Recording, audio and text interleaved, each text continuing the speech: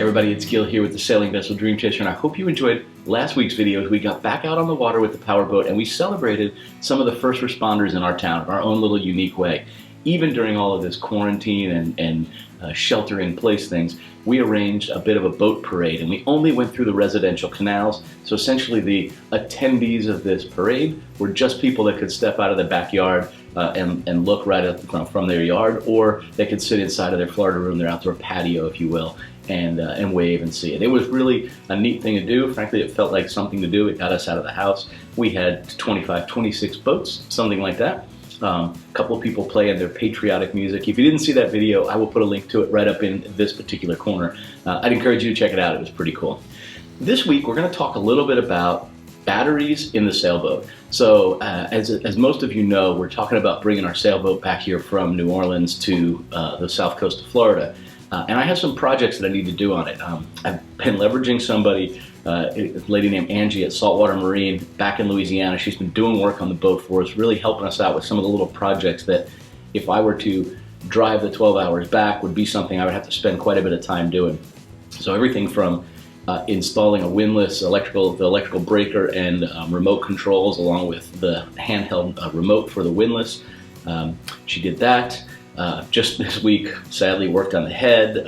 Sorry, Angie. But when my daughter spent the last 6 weeks here, we got back to the boat and the electric flushing head wasn't expelling water. So it turned out to be a bad motor. She replaced that motor.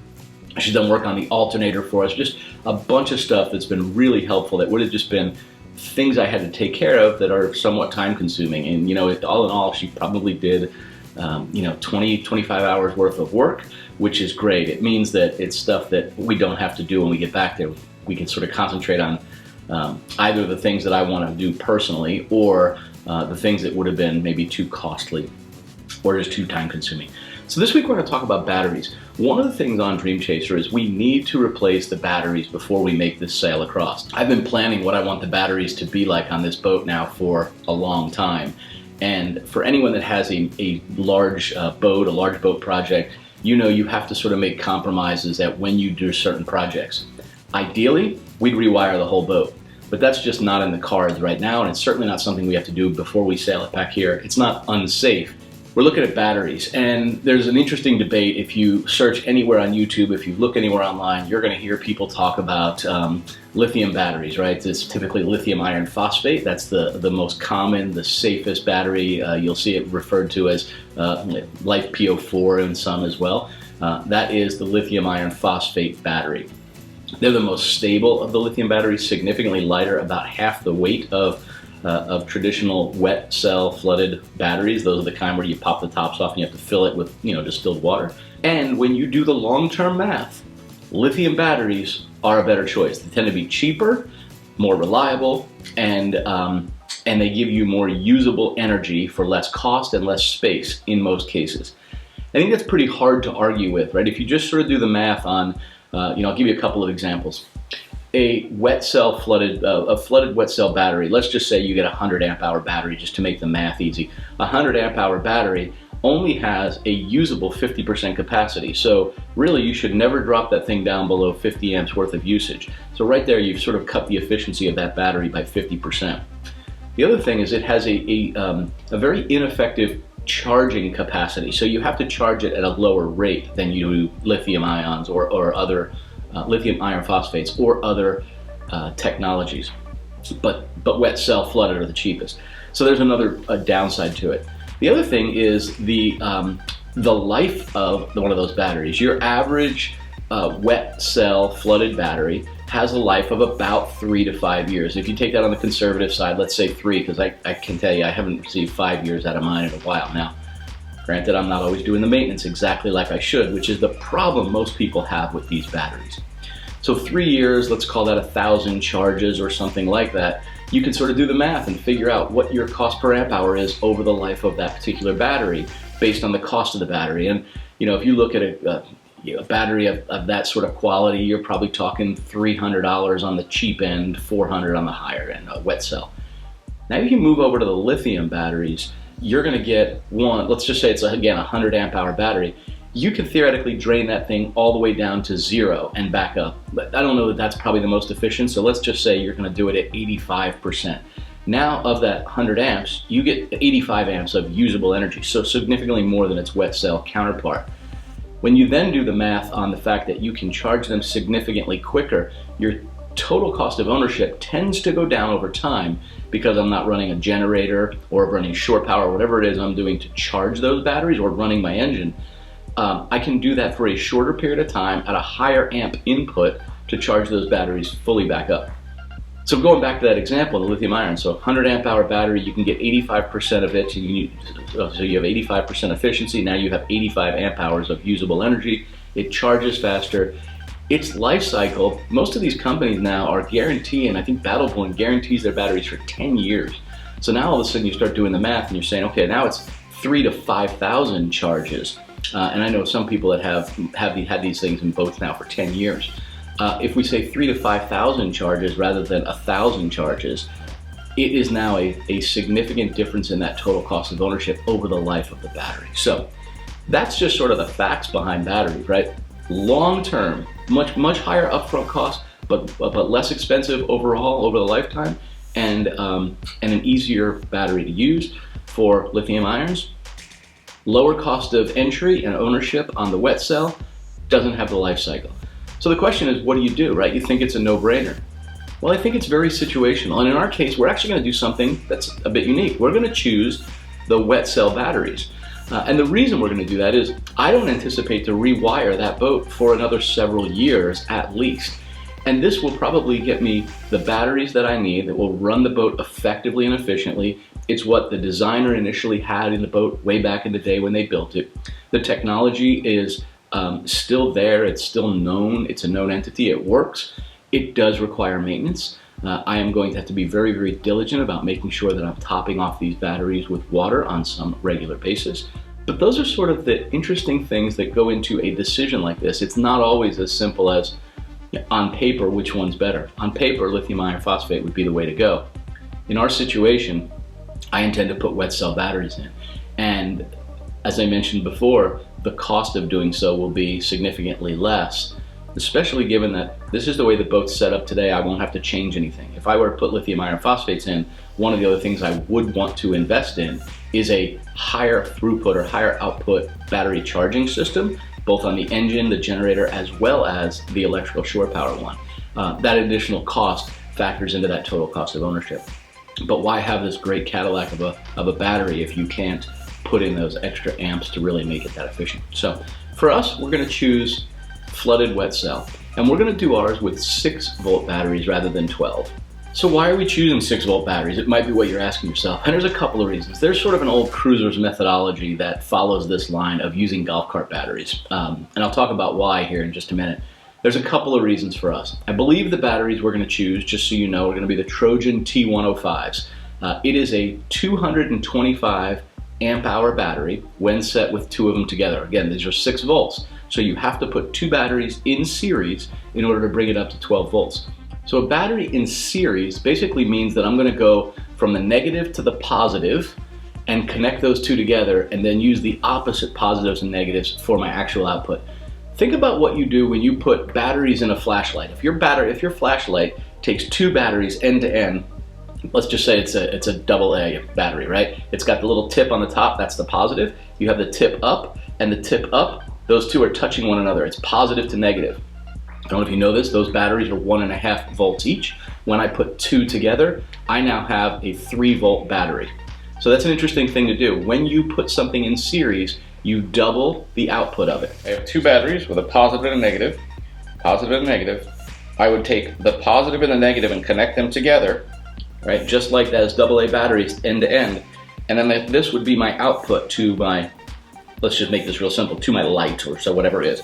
I would have a positive going out and the negative coming off of here. If this is 6 volts and this is 6 volts, I now end up with 12 going out.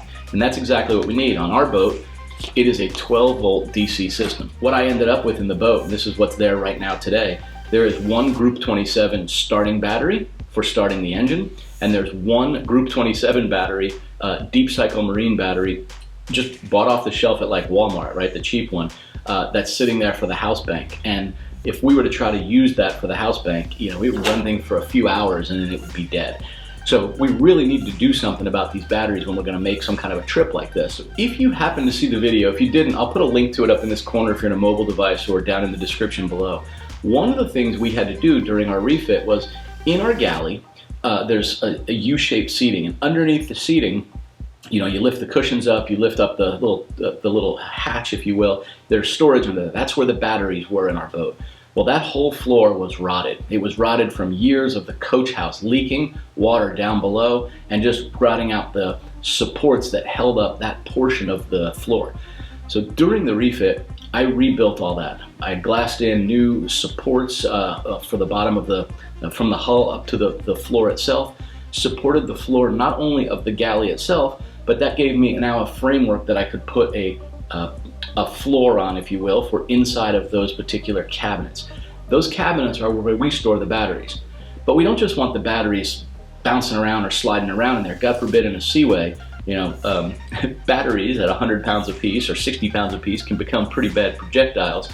And if we were in seas rough enough for that, that's when we want to make sure we have power, we can start the engine, we have all the house running, if you will. Batteries need to be secured, they shouldn't be loose.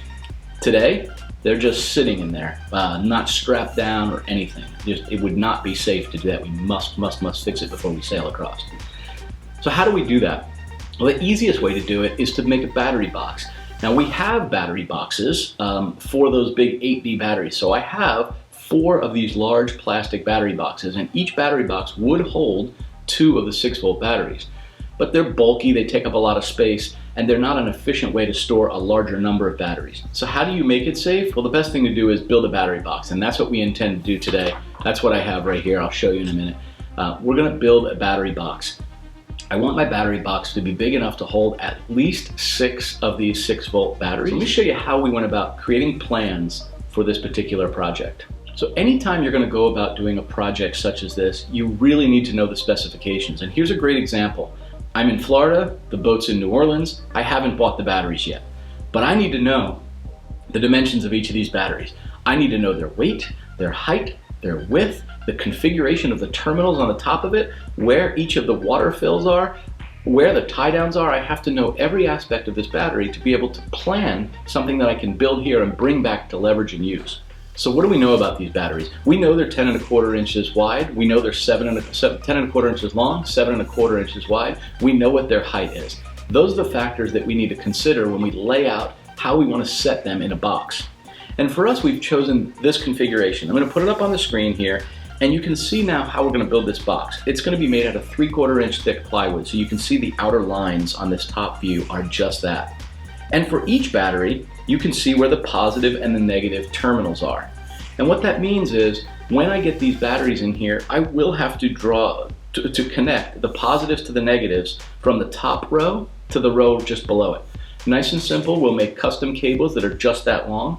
And the beauty of that is you'll notice none of those will go over the actual fill cups. That means that it's going to be very easy to remove the fill caps and not have cables in the way of doing that. We had a golf cart for a lot of years, and that was one of my biggest challenges with the golf cart. The way all the cables were routed made it very, very difficult to pop the tops off of the actual fill caps on those particular batteries. So once we knew the size of the battery, once we knew the layout, now it was just a matter of coming up with the measurements and the spacing we wanted between each battery, as well as on the sides of each battery for routing cables. And in our case, we decided to go ahead and leave all the batteries essentially 3/4 inch to 1 inch apart. That gives them a little bit of play in there, makes them a little easier to get in and out. If you think about your car battery, on the very bottom of it, it has a small lip, and if you go to lift it up, you don't want it to bounce into the other one. So it gives us a little bit of play there. Not so much that it's going to be critical. If they shifted a tiny bit in the boat, that would be okay, and we'll talk in a minute about how we're going to hold them all down. So that was one thing to consider. So we chose 3/4 to 1 inch between each battery in both directions. So in our lines across them and lengthwise. We decided to go ahead and do something a little wider on the far side. So on the long sides of the battery box, we're going to leave ourselves 1.5 inches, and that's because we're going to have more cables that come off the batteries and run down that side of the box over to the end of it where all the connections will be. We also chose to do the same thing at the short ends of the battery box as well. 1.5 inches on one side, and then we went ahead and we did 3.5 inches on the other. We left some extra space there because I suspect we may very well have to coil some wires there. We may mount a fuse box right in there. I may want to store a bottle of distilled water and maybe a little shelf for keeping little funnels or something I would use for filling these. I want maintenance to be very, very simple in these particular cases. We'll make this thing 14 inches tall, and you can see on the side view here how the batteries will be sitting in the box from a side view, as well as you can see these blue lines with the blue rounded piece on it. We're going to make hold downs. They're going to be made out of threaded stainless steel rod and 3/4 inch thick plywood slats that go across the width of this, which is 19 inches. So it's not so long that it'll be too flexible. If we find it is, we'll end up putting another hole down the center between the batteries and another hold down right there. My intention is to make this whole box out of 3/4 inch plywood. 3/4 inch plywood will be rigid, will be strong. It's part of the reasons why I'm choosing that. So that's it. That's the plan. And you know, I like to do these plans where I have it drawn out. I can keep it in a book on the boat. I'll zoom into this and show you what we did here. Not only did we do the plans with all the measurements and the sizes in it, I'll have another one of these that shows the actual wiring diagram on here as well. So on here I've also listed out my cut list. So I have all of the dimensions of each piece that I need to cut. And that gives me both my long sides, both my ends. It gives me my bottom, right? The bottom of this that has to be the floor essentially of this box. It also gives me each of the slats that will act as lockdowns on those threaded rods to hold the batteries in place. And the nice thing is, when you have measurements that are fairly square like that, you can also use some online tools to create a cut pattern. So now I know I can buy a single 4x8 sheet of plywood that's 3/4 inches thick, and it gives me the most optimal layout. I also went ahead and created my shopping list, so when I run up to the store, I know exactly how many stainless steel threaded rods I need at what size. I know exactly how many washers and nuts I need to fit that. I know how many wing nuts I need because I'm going to make these real easy to tighten up on the top of it. This is beautiful for carrying to the store. And again, print it out on the printer, be done with it. And it looks nice when it's sitting back in my boat book. So I know this isn't a project video, but any of you that have done a project or you have a boat, if this isn't a session you do automatically before you start work, you're sort of hurting yourself. Every kind of project really starts with research, considerations, decisions, and planning. And oftentimes I will go through iterations of this planning, this layout, multiple times before I settle on one. These batteries have been in the back of my mind for 3+ years, 4 years at this point. So I've considered a lot of different options. But you have to validate them again. And just recently I went and I did the math again on the efficiency and total cost of ownership between a flooded wet cell and a lithium iron phosphate battery. Because when I first did this 4 years ago, lithium batteries were still the new thing. Technology changes, our needs change, the cost structure has changed, quite frankly. 4 years ago, I don't know that lithium would have been a cheaper total cost of ownership yet. They were still new enough and there hadn't been efficiencies in that manufacturing process at that point. So I hope you enjoyed this planning video. We will be building this box in a future video, so stay tuned for that. And when I do finally do that, I will end up putting that card on this video if you're not watching it real time. All right, everybody, stay safe. I wish you a fair winds and a following sea, and I can't wait to get back out there on the water.